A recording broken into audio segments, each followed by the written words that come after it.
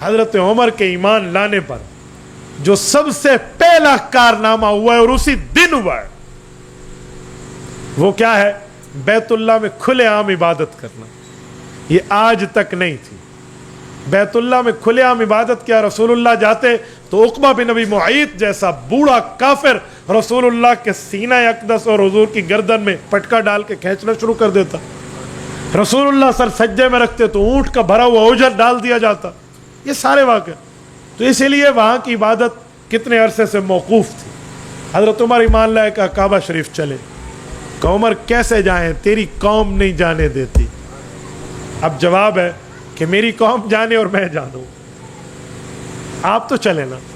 آپ ایمان سے بتائیں مجھے، جب صحابہ کرام پہلی مرتبہ یوں کھلے عام حضرت عمر کی قیادت میں کعبۃ اللہ میں عبادت کے لیے رسول اللہ کی قیادت میں جا رہے ہوں گے، آگے حضرت عمر ہوں گے اور حضور پاک کی قیادت میں صحابہ کھلے عام عبادت کے لیے جا رہے ہوں گے، وہ عید سے کم منظر ہوگا. یعنی وہ کتنی اسلام کو اس دن ایک بشارت نصیب ہوئی اور رسول اللہ کے کلیجے میں کتنی ٹھنڈ پڑی ہوگی حضرت عمر کے اس واقعے سے. جو بیٹا اپنے باپ کا دل خوش کرے اس کے لیے تو جنت ہے، اور جو عمر رسول اللہ کے سینے کو ٹھنڈا کر دے اس کے لیے. ایسے بہنوئی 10ویں نمبر پہ اور خود دوسرے نمبر پہ نہیں ہے. اچھا اتفاق، ان لوگوں نے تو حضرت عمر کو بھیجا تھا جاؤ سر لے کر آؤ، اور حضرت عمر تلوار لے کر آگے چل رہے ہیں اور یہ سمجھ رہے ہیں سارا آ رہا ہے، اور حضرت عمر بڑے ہنس ہنس کے ان کو کہتے ہیں آؤ یہ جو دشمن ابو جہل اینڈ کمپنی سمیت ٹھہرے ہیں، بھائی اگر تمہیں چاہت ہے نا کہ تمہاری بیویاں کہیں ہمارا بھی کوئی شوہر ہوتا تھا، اور تمہاری اولادیں کہیں ہمارا بھی کوئی ابو ہوتا تھا، آؤ ذرا عمر کی تلوار تمہارا انتظار کر رہی ہے. اب کس کافر نے سامنے آنا ہے؟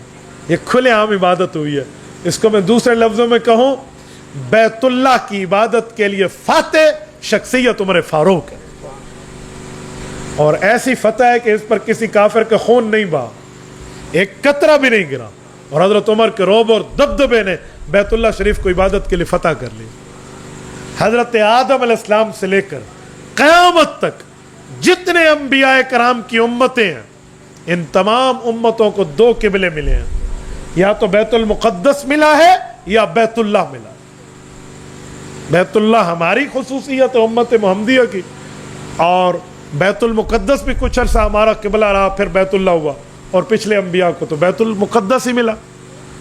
بیت المقدس بھی فتح عمر فاروق سے ہوا ہے، بیت اللہ بھی فتح عمر فاروق سے.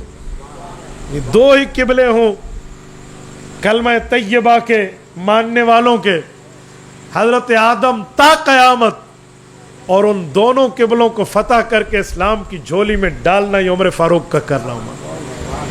بیت المقدس کی فتح پہ بھی ایسے ہوا تھا نا. حضرت عمر گئے ہیں اور انہوں نے کہا تمہارا امیر المومنین آ جائے، ہم سے چابیاں لے لو.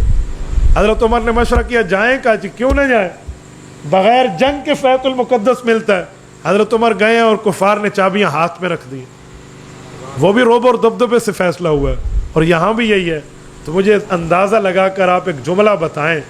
آج ہم قبلے کی طرف پاؤں کرنا اپنے ادب میں حرام سمجھتے ہیں کہ آداب میں بالکل بری بات ہے، نہ کرو.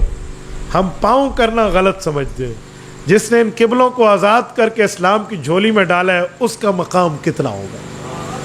حدیث پاک ہے جامع ترمذی جلد 2 میں اللہ کے رسول نے فرمایا من سنہ سنتن فی الاسلام حسنتن فلہ اجرہا واجر من عمل بہا من بعد. فرمایا جس شخص نے صرف نیکی نہیں کی بلکہ نیکی کی بنیاد رکھ دی تاکہ بعد والے بھی اس پہ عمل کریں، تو اللہ تعالیٰ اسے اپنا ثواب بھی دیتے ہیں، ان سب کا ثواب مجموعہ کر کے اس ایک کے کھاتے میں ڈال دیتے ہیں. عمر فاروق وہ شخص ہے، ان قبلوں پر قیامت تک جو بندہ عبادت یہاں کر رہا ہے اس کو اس کا ثواب تو ملے گا، لیکن اس کا مجموعاً ثواب عمر فاروق کے نامہ اعمال میں جاتا رہے گا. یاد رکھیں، اس لیے کہا جاتا ہے کہ اسلام کی بنیاد پیغمبر کے صحابہ ہیں، اور خلفائے راشدین اس بنیاد کی سنگ بنیاد. یہ پہلے سنگ